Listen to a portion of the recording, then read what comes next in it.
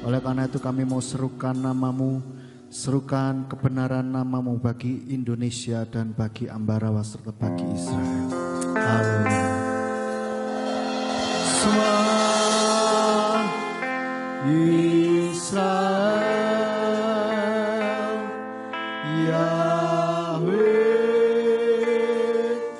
Eloheinu,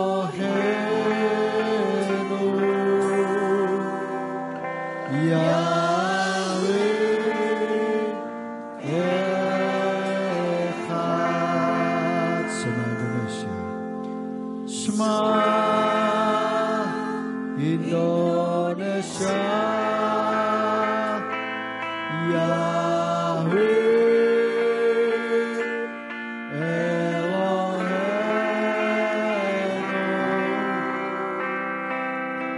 Yahweh Echad. Semua Ambarawa, semua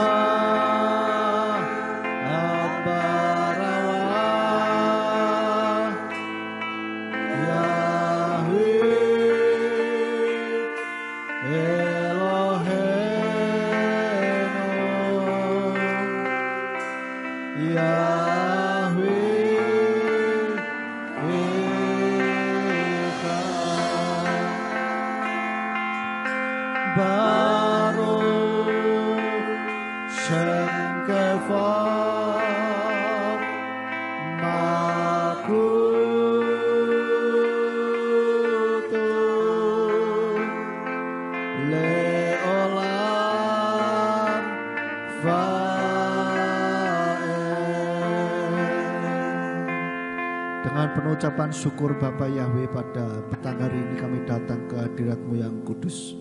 Kami bersyukur buat hari yang sudah Engkau berikan bagi kami, penyertaan-Mu sepanjang hari ini dan juga sepanjang minggu ini, sehingga kami boleh datang ke hadirat-Mu pada petang hari ini ya Bapa.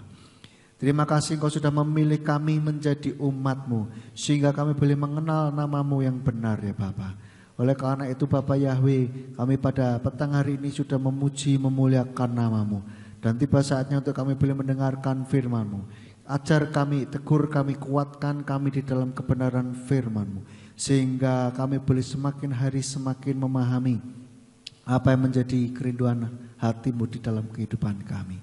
Terima kasih ya Bapa, berikan hikmat bagi setiap kami untuk kami boleh menangkap kebenaran firman-Mu. Dan Kau memberkati setiap peralatan yang kami pakai supaya semuanya boleh berfungsi dengan baik. Urapi hamba-Mu dan urapi setiap kami yang mendengarkan firman-Mu. Terima kasih ya Bapa, kami serahkan waktu ini ke dalam tangan-Mu. Biarlah Tuhan yang memproteksi roh, jiwa dan tubuh kami serta pikiran kami. Biarlah hati dan pikiran kami tujukan untuk kebenaran firman saja. Terima kasih Bapa, hanya di dalam nama Yeshua HaMashiach kami sudah berdoa dan mengucap syukur. Haleluya. Amin. Silakan duduk Bapak Ibu. Shalom. Haleluya. Apa kabar Bapak Ibu? Iya. Yes. Iya. Ya Bapak Ibu Saudara, pada petang hari ini saya ajak kita semuanya untuk kita belajar kebenaran firman Tuhan yang saya beri judul Iman Buta. Bapak Ibu Saudara, seperti yang kita ketahui bersama bahwa Iman ini adalah keyakinan kita kepada Tuhan gitu ya. Nah kalau buta itu tidak bisa melihat. Nah kalau iman buta berarti bagaimana? Iman yang atau beriman keyakinan kita yang tidak melihat apa-apa gitu ya. Atau yang tidak bisa melihat, atau kalau saya bilang beriman tanpa tahu maksud dan tujuan. Esensinya itu apa itu gak ngerti gitu. Makna dibalik apa yang kita lakukan ini nggak ngerti gitu. Sehingga apa? Yang dilakukan hanyalah sekedar rutinitas belaka begitu. Hanya rutinitas yang dilakukan sejak mungkin sejak dari dalam kandungan ibu begitu. Yang kalau ke gereja ya sudahlah ke gereja. Pokoknya memuji Tuhan, habis itu selesai ya pulang, sudah. Begitu saja. Rutinitas begitu aja tiap minggu. Atau bahkan tambah tiap ada sabat gitu kan. Ini rutinitas tapi tanpa ada sebuah keyakinan atau tanpa ada pengertian yang dalam mengenai apa sih yang dilakukan. Kenapa kok kita melakukan hal ini begitu. Lalu semuanya hanya hafalan gitu. Firman Tuhan yang kita dengar, yang kita punya, yang kita hafalkan itu hanya sekedar hafalan gitu. Saya pernah melihat, ini bukan berarti tidak boleh menghafal ya, itu justru bagus sekali. Saya pernah melihat ada kuis di Instagram itu ya, ada video itu keren sekali. Kuis Alkitab, cerdas cermat Alkitab. Cerdas cermat Alkitabnya itu tidak seperti yang kalau biasa kita lakukan di Indonesia ini. Siapakah aku? Aku adalah manusia pertama langsung Adam. Gampang saudara ya. Tapi ini bunyinya pertanyaannya adalah bagaimana bunyinya kitab ini, pasal ini, ayat ini sampai ayat sekian. Bayangkan saudara, dan itu bukan ayat yang terkenal saudara. Kalau ayat yang terkenal kan misalkan kayak Kejadian 1 ayat 1. Pada mulanya Elohim menciptakan langit dan bumi ya kan. Nah itu terkenal gitu. Atau mungkin kayak ayat, sebutkan bunyi ayat Kisah Rasul 4 ayat 12. Karena begitu besar, di bawah kolong langit ini tidak ada nama lain yang olehnya khas dan seterusnya. Itu terkenal sekali saudara. Tapi ini ada ayat-ayat yang terkenal dan panjang gitu. Dan mereka hafal. Saya pikir wow, keren ini. Ya. Itu bagus. Tetapi kalau hanya sekedar hafalan, itu sangat disayangkan gitu. Kalau boleh dibilang, ya mending daripada menghafal susah-susah gitu kan. Kalau hanya sekedar mau cari ayat, sekarang loh di HP gampang. Mau cari ayat tinggal di searching apa kata-katanya kira-kiranya seperti apa, keluar saudara. Betul gak? Dan terus terang saja saya kadang-kala ya, bukan kadang-kala, saya selalu pakai begitu. Kira-kira ayat ini di mana ya, ketika Tuhan ingatkan intinya, alamat ayatnya saya lupa gitu kan. Apa yang saya lakukan? Saya ketik di aplikasi Alkitab saudara. Kira-kira bunyinya seperti ini ada di mana? Seperti itulah. Jadi bukan berarti saya hafal semua yang pernah saya sampaikan ini hafal semua, enggak juga gitu loh saudara. Ini saya kasih tahu sedikit bocoran dari para pengkhotbah saudara. Atau tidak saya ya. Itu loh saudara. Dihafal boleh, tetapi jangan berhenti sama di pikiran saja. Tetapi di dalam hati juga gitu loh. Nah ini termasuk di dalamnya iman buta. Dan tadi sempat disinggung oleh Pak Andre bilang pokoknya gitu. Iya bener pokoknya. Dari dulu begini ya sudahlah begini. Ini iman buta saudara.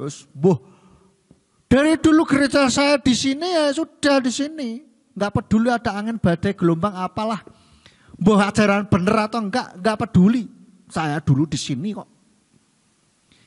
Bahkan saya menikah, bahkan sampai ini di sini ya sudah, di sini sudah. Jadi hanya rutinitas gitu. Dan tidak melihat apa yang terjadi di sekitar. Beriman ya bukan beriman gitu kan. Kenapa kok kamu mempercayai Yesua sebagai Tuhan dan Juru Selamat?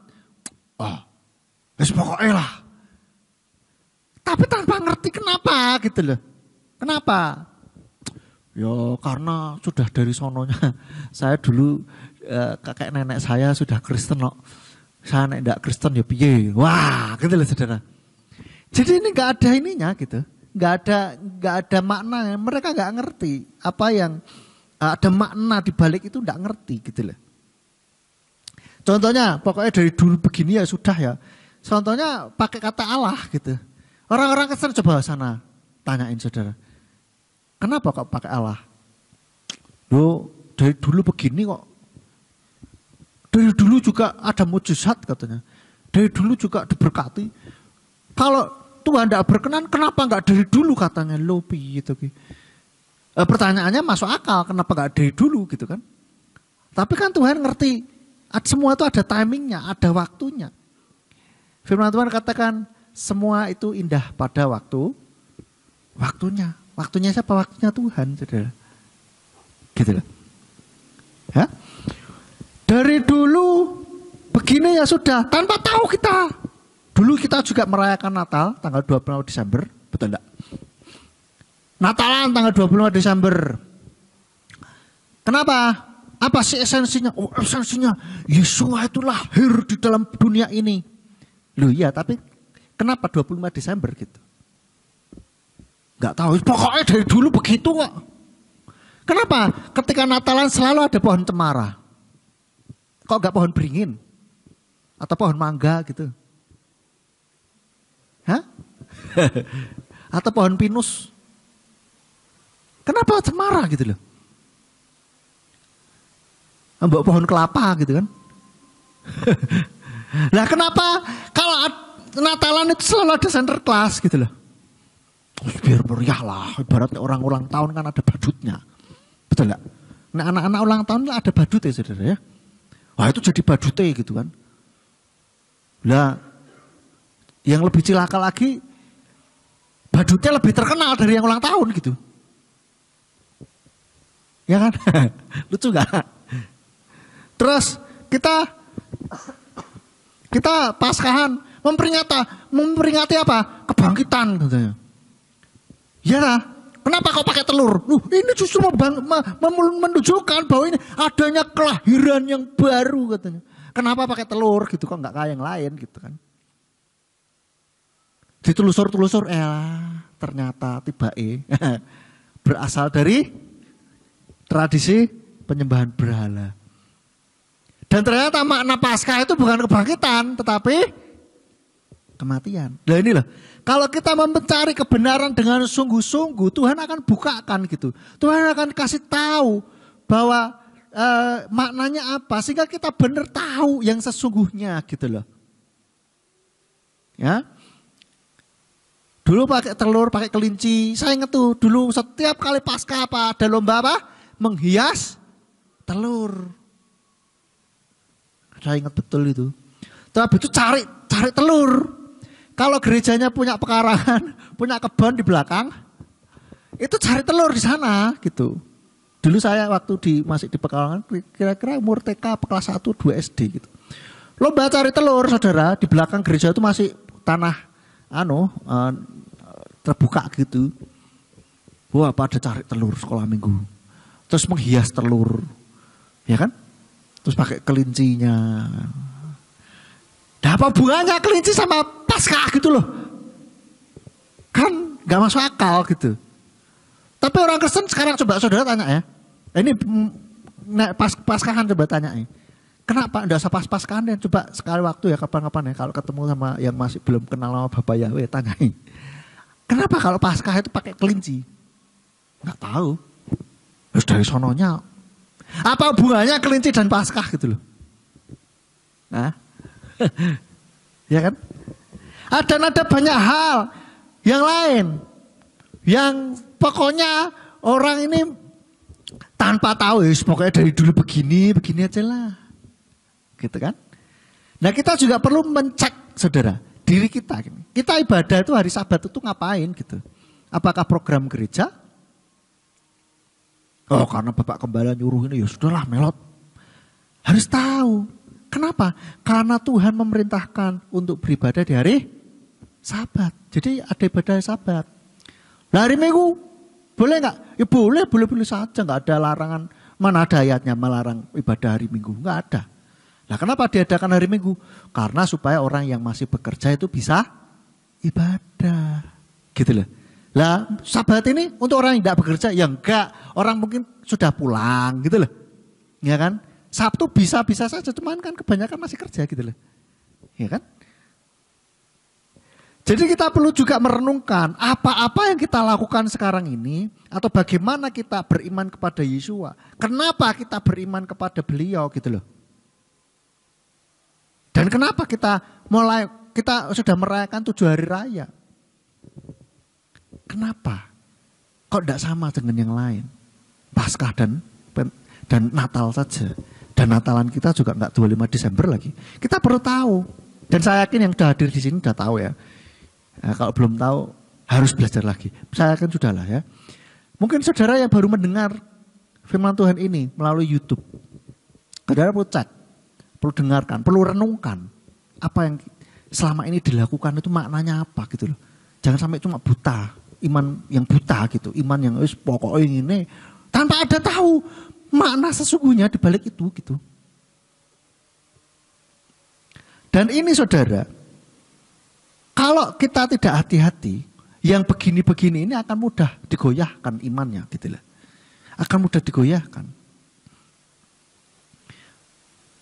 Saya mulai menjawabi pertanyaan-pertanyaan yang ada, yang seringkali dilontarkan kepada orang Kristen gitu.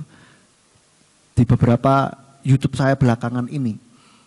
Itu maksudnya begitu, supaya kita tuh ngerti apa yang kita imani gitu loh. Ada orang bilang, tanyain, kenapa Tuhan kok jadi manusia? Loh tuh, namanya Tuhan mau jadi apa aja kok bingung? Hah? Sun Gokong aja bisa jadi banyak kok, bisa jadi apa saja kok. Ya kan saudara, masa kalah? Ya, ada orang tidak masuk akal gitu loh, tidak mikir gitu kan. Nah tujuannya apa? Yesus menjadi manusia untuk menyelamatkan kita kan gitu loh saudara. Ada banyak hal. Nah hal-hal yang dasar-dasar yang banyak pertanyaan-pertanyaan yang sepele inilah yang coba kita jawab. Nah, mulai minggu kemarin Bapak Gembala mulai membahas pertanyaan-pertanyaan yang model-model begitu saudara. Mari kita juga perlu memperhatikan hal ini. Supaya kita ketika ada orang yang tanya itu bisa jawab dengan baik. Gitu. Sehingga iman kita ini tidak buta. Karena di dalam kekristenan ini bukan kayak model udah imani saja. Kapan hari ada pertanyaan toh, kata pendeta imani saja kan begitu. Nek wes gak iso jawab ngomongnya wes imani saja. Bukan. Iman kita boleh tanya kok. Boleh. Enggak, bukan berarti enggak boleh. Boleh, silakan. Lah apa ada yang enggak boleh ditanyakan di dalam kekristenan? Enggak ada, silahkan ditanyakan semuanya. Gitu. Nah kalau keyakinan lain ada yang tidak boleh bertanya ya terserah mereka kan gitu. Kalau kita sebagai umat Bapa Yahweh boleh-boleh saja mempertanyakan. Karena apa? Mempertanyakan bukan karena meragukan tetapi mempertanyakan karena kita ingin tahu makna lebih dalam gitu loh. Saudara kalau tahu makna yang lebih dalam, maka saudara akan bisa melakukan segala sesuatunya itu dengan lebih semangat lagi. Saya ingat iklannya di dalam Radio Surya Kebenaran itu, yang tentang apa orang anak kecil mau disuruh upacara bendera itu loh. Itu bangun, sudah jam berapa ini? Gitu ya. Oh, kenapa sih Bu? Kok harus upacara bendera? Panas-panasan, ya kan? Terus apa lagi? Nanti kulit hidung hitam gimana? Wah, terus dijelaskan sama ibunya bahwa kalau ketika kita melakukan upacara bendera itu sama saja dengan kita menjaga kedaulatan bangsa negara kita gitu. Oh, berarti kalau gitu saya juga kalau dengan upacara bendera sama saja kita membela negara. Iya, langsung semangat. Oke, siap berangkat. Saudara, kalau kita ngerti maksudnya, kita ngerti maknanya di balik itu, kita akan lebih semangat dalam melakukannya, betul? Seperti anak kecil ini tadi, ini kisah nyata betul saudara. Ilustrasi yang sangat bagus sekali. Lah dia upacara bendera panas-panasan, kulit hitam bagaimana? Ya masuk akal memang bener. Ngapain panas-panasan? Tapi ketika dia ngerti ada sesuatu di balik itu, makna yang lebih besar daripada hanya sekedar panas-panasan. Wah, ini yang luar biasa. Sama saja dengan iman kita, saudara. Ketika kita mengerti, mempunyai pemahaman tentang apa yang kita lakukan, ada makna di sana yang lebih dalam. Kita akan lebih sungguh-sungguh dalam melayani Tuhan, dalam mengikut Bapa Yahweh. Amin. Nah, kenapa kok orang bisa punya iman buta? Karena mereka tidak mempunyai hubungan dengan Tuhan.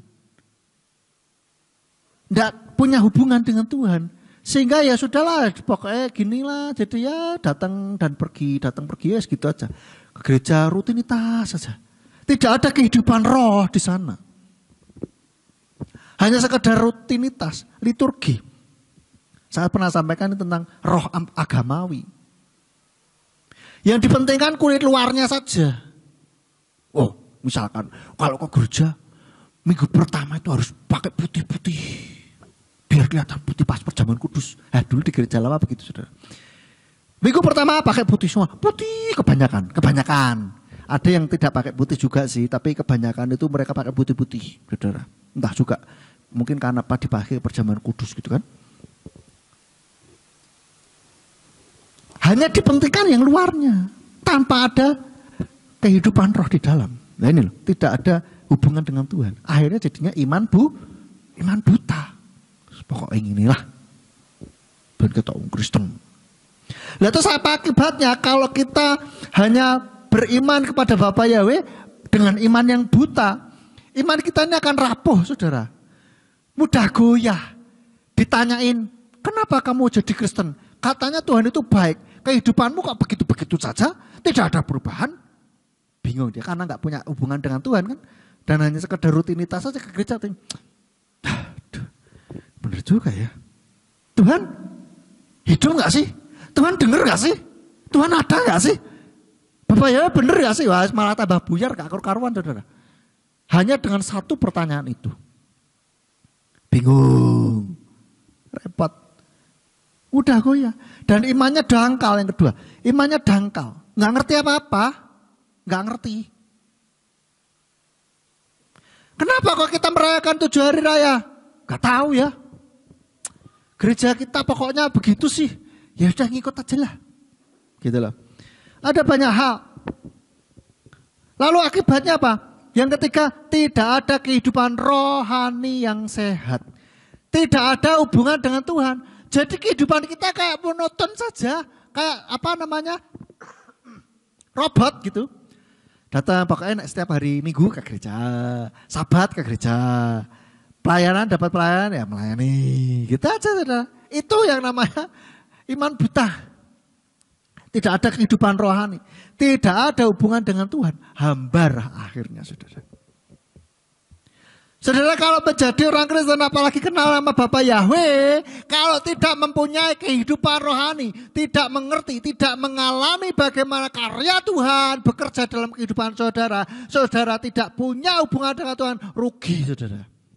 Saya katakan rugi. Kenapa? Karena Tuhan yang kita sembah adalah Tuhan yang hidup dan penuh kasih.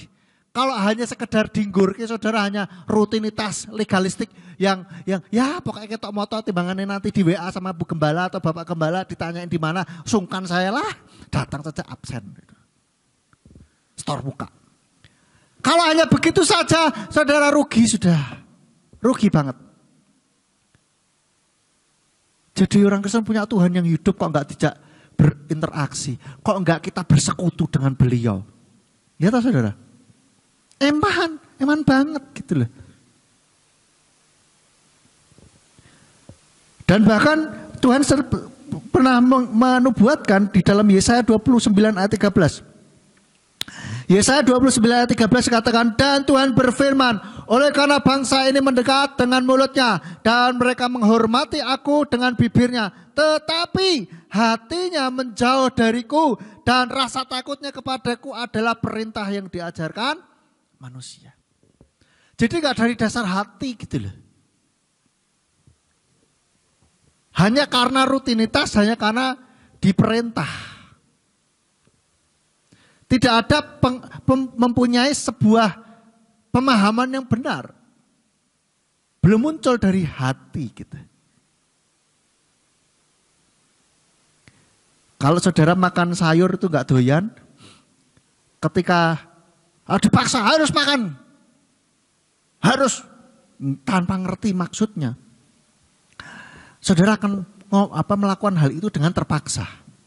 Tapi ketika kita ngerti, oh sayur ini sehat buat saya. Maka saudara akan makan dengan sukarela, dengan sukacita. Saudara. Oke? Jadi seperti itu. Biarlah iman kita, kehidupan rohani kita, iman kepada Bapa Yahweh ini bukan hanya sekedar rutinitas, tetapi biarlah itu ada kehidupan, ada dinamika rohani di dalamnya. Ada sebuah emosi yang positif gitu. Sukacita, sukarela, kebahagiaan tersendiri gitu loh saudara. Kebanggaan.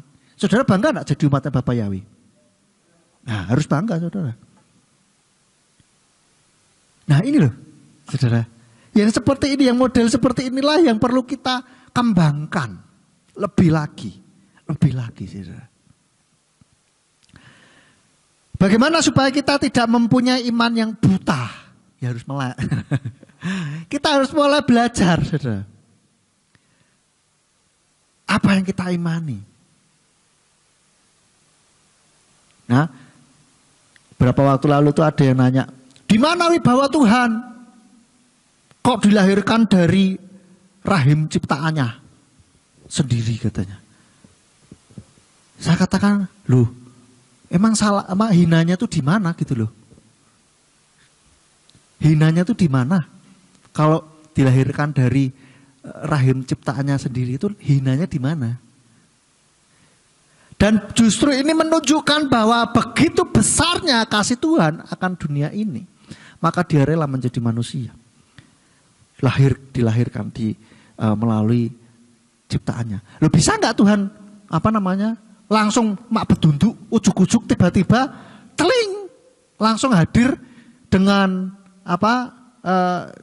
dari mungkin muncul dari padang gurun entah berantah tahu-tahu langsung bertobatlah kerajaan surga sudah dekat. Bisa nggak begitu?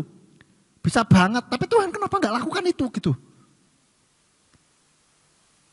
Kenapa? Karena untuk menggenapi nubuatan. Ya, untuk menggenapi nubuatannya yang sudah Tuhan utarakan sebelumnya. Jadi yang pertama, bagaimana supaya iman kita tidak buta? Yaitu beriman dengan pengenalan akan Tuhan. Kita kejar pengenalan akan pribadinya Tuhan. Bukan hanya sekedar berhenti di dalam mengenal nama. Kita harusnya memang sudah kenal, sudah tahu nama Bapak Yahweh. Dan memang harusnya juga ketika ditanyain tentang nama Bapak Yahweh kita bisa jawab. Amin? Harus bisa jawab saudara. Saya ulangi sekali lagi. Ya. Jemaat GPF Surya Kebenaran Ambarawa harus bisa menjawab kalau ada orang yang menanyakan tentang pertanyaan seputar nama Yahweh dan Allah. Harus bisa. Kenapa? Lah 22 tahun kita ngomong terus tentang nama Bapak Yahweh, masa ya Bapak Gembalanya terus bicara nggak tanpa lelah kok. Kita jemaatnya nggak ngerti. Kan ironis gitu loh. Ya. Harus tahu, harus bisa menjawab. Kalau bingung, pelajari terus sanggahannya Bapak Gembala kita. Dan juga ada buku pertanyaan umum seputar nama Yahweh dan Allah, pelajari itu saudara. Cuma pertanyaan berapa dan itu muter aja gitu. Jawabannya itu aja, tenang aja saudara. Pesta. Tanya A, kita jawab B, mereka lanjut jawabnya B, C. Jawab lagi, ya muter begitu aja sudah. Kalau pertanyaan yang ini sudah terjawab, argumen ini sudah terjawab, ganti argumen lain saudara. Argumen tapi muter itu aja saudara. Yes, percaya saya. Seperti di dalam Matius 6 ayat 33. Matius 6 ayat 33 dikatakan, namun carilah terlebih dahulu kerajaan Elohim dan kebenarannya. Dan semua ini akan ditambahkan kepadamu. Saya mau tegaskan di sini. Carilah dahulu kerajaan Elohim dan kebenarannya. Cari itu saudara. Maksudnya mencari pengenalan akan Tuhan. Mencari kerajaan Elohim dan kebenarannya. Artinya kita juga belajar. Mempelajari iman kita dengan sungguh-sungguh saudara. Supaya iman kita enggak goyah, enggak mudah goyah. Dan ketika kita mengenal pribadi Tuhan, berjalan bersama dengan Tuhan, mengalami perjumpaan pribadi, encounter dengan Tuhan, maka iman kita tidak akan sama lagi seperti yang dulu. Buktikan omongan saya. Ketika saudara mulai mengalami pengalaman pribadi dengan Tuhan, saudara merasakan bahwa Tuhan yang saudara sembah adalah Tuhan yang hidup dan penuh kasih, maka saudara jalani iman percaya saudara ke gereja, saudara melayani Tuhan, itu akan berbeda dengan saudara yang dulu. Rasanya itu beda. Amin. Saya yakin saudara sudah pernah ngalamin ini. Yang sudah mengalami perjumpaan pribadi dengan Tuhan, yang sudah merasakan, yang sudah betul-betul mulai mengenal pribadi Tuhan.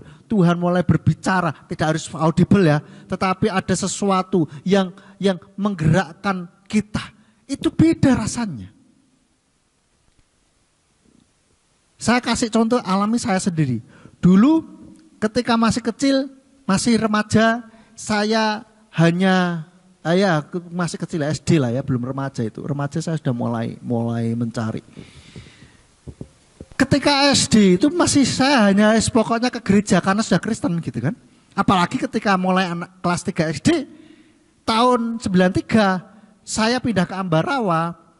Saya baru ngerti ternyata, saya baru sadar bahwa ternyata saya anaknya pendeta gitu. Nah dulu nggak ngerti, yang dulu buka toko di Mami. Ya kan?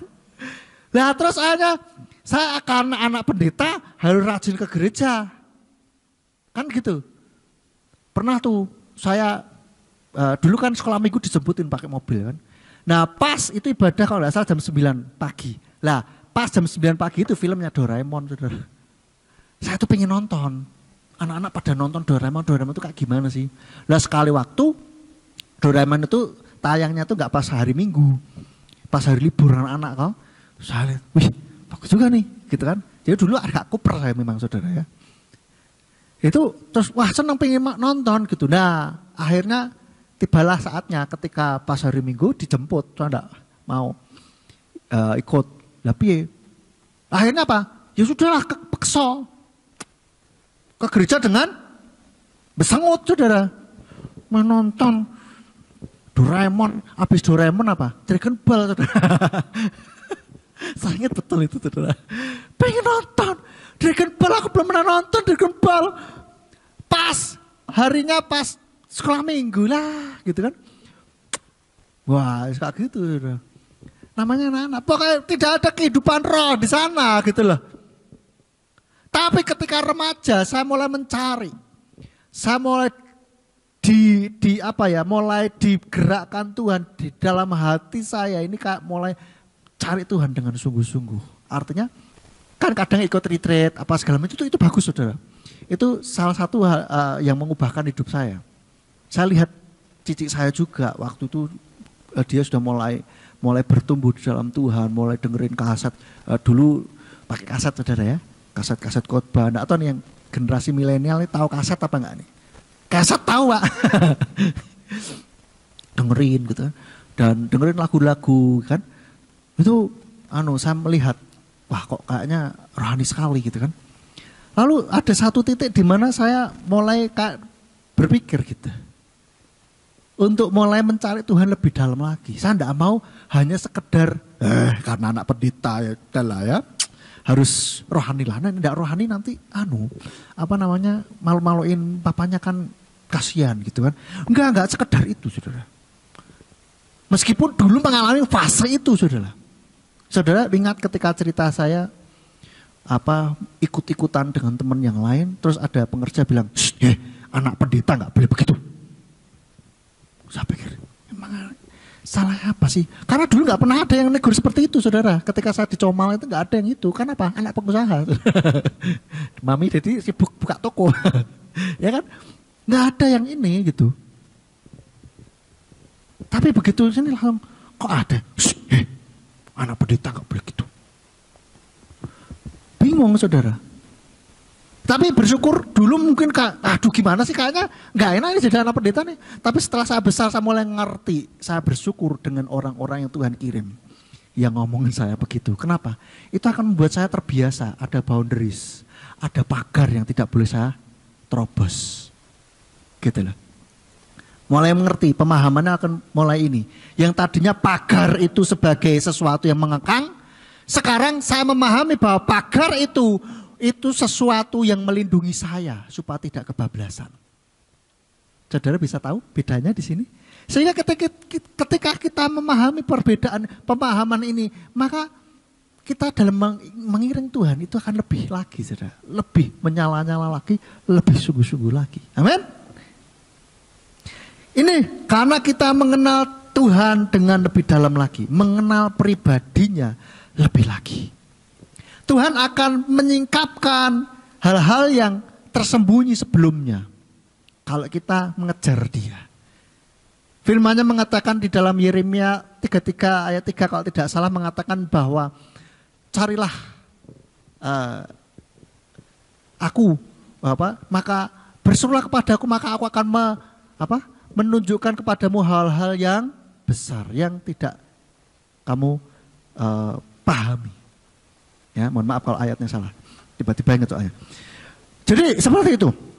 Lalu bagaimana seharusnya yang kedua? Kita harus mengasihi Elohim dengan segenap hati, jiwa, dan akal budi.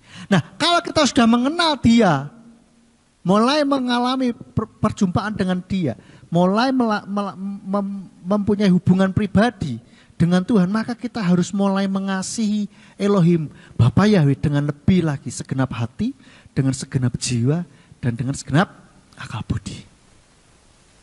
Dengan pengertian kita. Oleh karena itu kita harus ngerti kenapa begini, kenapa begitu, meskipun tidak harus semuanya tahu. Di MK yang kemarin kalau saudara ngikutin MK, ada pertanyaan, nah bagaimana kalau kita tidak tahu jawabannya? Bagaimana saudara? Berdoa minta hikmat Tuhan dan juga jangan goyah imannya. Karena apa? Ya namanya manusia kadang-kadang ada hal yang tersembunyi gitu. Yang belum tersingkapkan. Nanti kalau di surga kita tanyalah saudara ya. Enak tau saudara? Yang jelas iman kita saat ini tidak salah. Sudah benar saudara. Amin. Iman kita sudah benar sekarang ini. Nah, maka kita perlu lebih mengasihi Elohim lebih lagi. Di dalam Matius 22 ayat 37. Matius 22 ayat 37 dikatakan, dan Yesua berkata kepadanya, kasihlah Yahweh Elohimmu dengan segenap hatimu dan dengan segenap jiwamu dan dengan segenap akal budimu. Makanya akal budi kita harus mengasihi Tuhan juga. Artinya hati, jiwa ini dengan perasaan kita. Dengan segenap eksistensi diri kita, saudara. Lalu dengan segenap pengertian kita. Akal budi yang mengasihi Elohim, ini akal budi yang ditundukkan di bawah ketaatan kepada Mesias. Saya pernah sampaikan hal ini. Ya, menawan pikiran, saudara. Pikiran kita tundukkan di bawah kaki Tuhan. Supaya apa? Supaya kita memahami apa yang jadi maksud Tuhan. Karena kalau tidak ditundukkan liar pikiran kita, saudara. Dan pikirannya akan menjadi ngawur. Gitu. Ngelihatnya bisa dari sisi yang berbeda. Kalau tidak ditundukkan di dalam ketaatan kepada Mesias. Seperti yang saya pernah sampaikan, maka pikiran kita akan bisa melihat dari sisi yang sebaliknya. Contohnya, kalau tidak percaya Tuhan, kenapa kok nantinya dihukum? Baper. Tidak dipercaya aja baper katanya. Ini kan dari sebaliknya. Padahal yang benar apa? Justru Tuhan tahu kalau di luar Tuhan tidak ada keselamatan.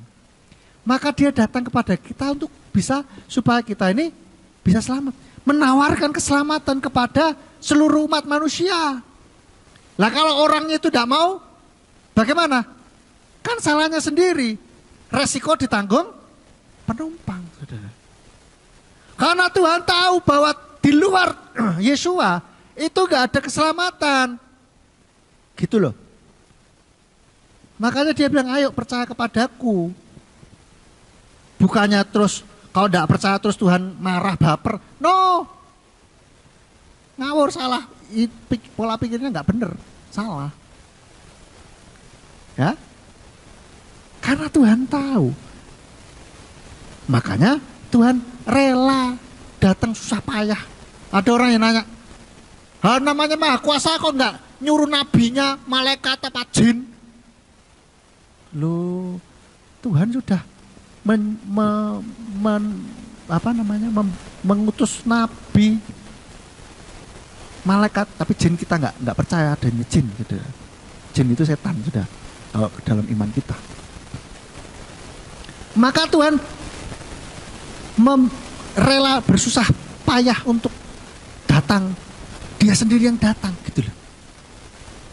Membuatkan jalan, memudahkan semua orang untuk percaya untuk bisa masuk surga, gitu loh.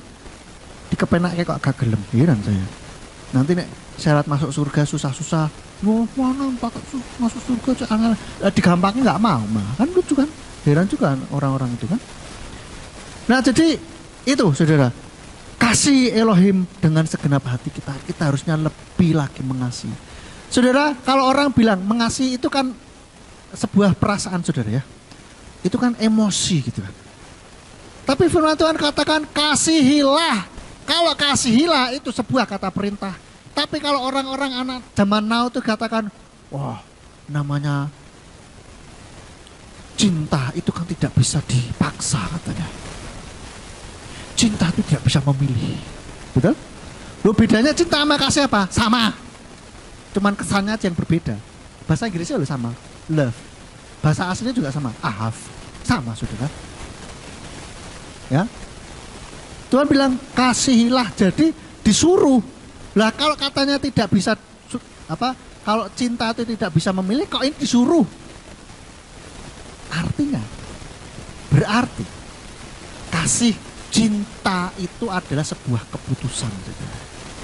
Nah ini kembali nih, ini ngomongin begini nyerempet cinta, saya jadi ingat anak-anak muda.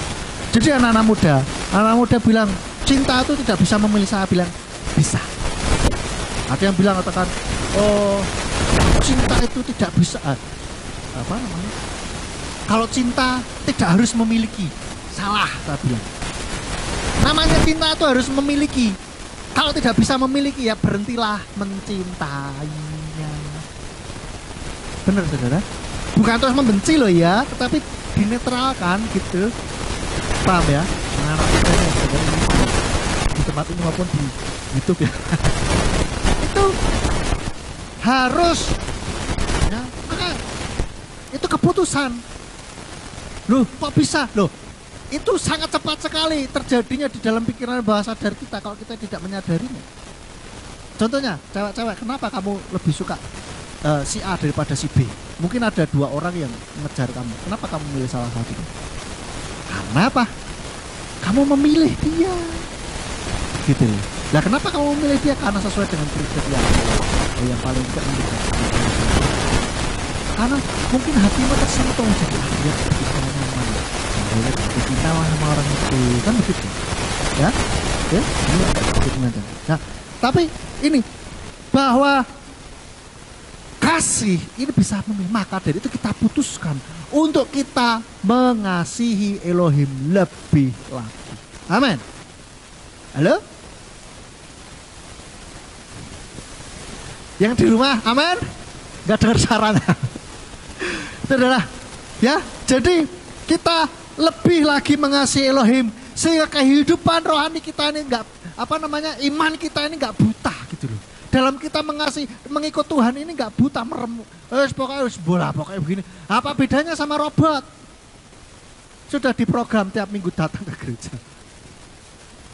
Rugi sekali kalau kita hanya ya begitu-begitu aja. Dan yang terakhir, poin yang terakhir saya mau bagikan kepada kita adalah apa untungnya kalau kita punya iman yang melek? Untungnya adalah iman kita itu akan kokoh.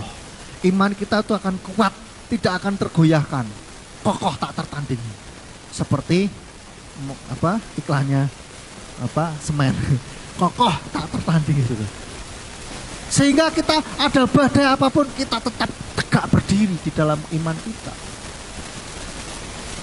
Kenapa? Kita ngerti esensi, kita ngerti sesuatu di balik itu, makna yang lebih dalam.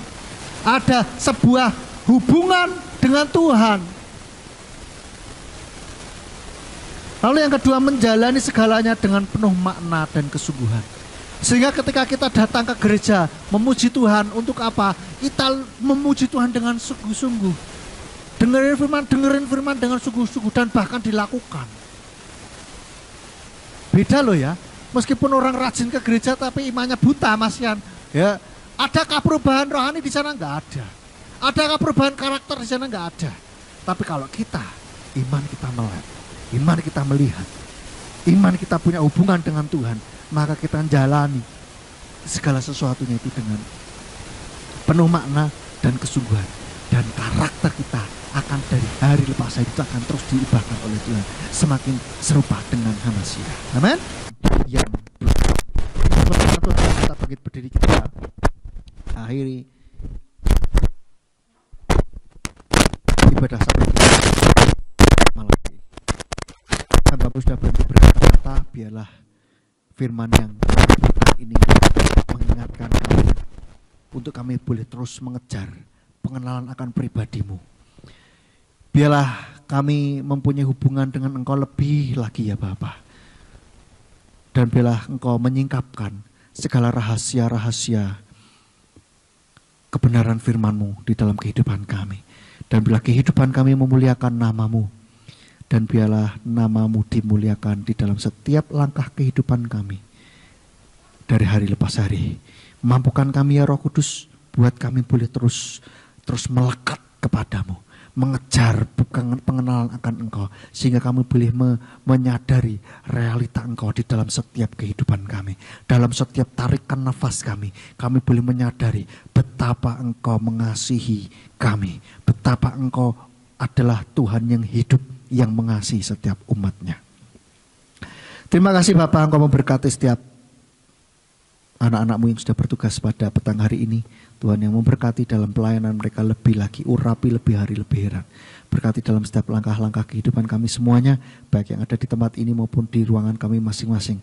Tuhan yang memberkati supaya kehidupan kami boleh menyenangkan hati-Mu. Terima kasih Bapak Yahweh, dan karuniakan roh pengenalan akan Engkau lebih lagi atas setiap kami Bapak. Terima kasih Bapak, dan bila sebentar kami akan pulang, kami mohon penyertaan para malaikat-Mu untuk menjaga, melindungi kami lebih lagi di dalam setiap langkah-langkah kehidupan kami. Pertemukan kami pada pertemuan-pertemuan yang akan datang untuk kami boleh kembali bersekutu memuji memuliakan nama-Mu dengan kondisi iman yang jauh lebih baik dari hari ini, jauh lebih kuat dari hari ini, jauh lebih dewasa dari hari ini. Terima kasih Bapak Yahweh, terima kasih, dan kami siap untuk menerima berkat. Mari kita angkat kedua tangan kita menerima berkat Bapak Yahweh. Yefareka Yahweh wa Yismereka. Bapak Yahweh memberkati engkau dan memelihara engkau. Yair Yahweh pano olehka wikuneka. Bapak Yahweh membuat wajahnya bersinar atasmu dan bermurah hati kepadamu. Yisa Yahweh pano olehka wa Yashem leka shalom. Bapak Yahweh menghadapkan wajahnya kepadamu dan memberi engkau damai sejahtera. Diberkatilah engkau di kota dan di ladang. Diberkatilah buah kandunganmu, hasil bumimu dan hasil ternakmu, yakni anak-anak lembu dan anak-anak kambing dombamu. Diberkatilah bakulmu dan tempat adonanmu. Diberkatilah engkau pada waktu masuk dan pada waktu keluar. Sekarang pulanglah dan terimalah berkat, kasih dari Bapa Yahweh, kasih karunia dari Yeshua Masiah Sang Pembeli Jiwa, dan Ruach HaKodes menyertai engkau sampai Maranatha. Yeshua Masiah datang kembali untuk yang kedua kalinya dan mengangkat kita semuanya. Haleluya. Amin. Sahabat Shalom, selamat pulang. Bapak Yahweh memberkati.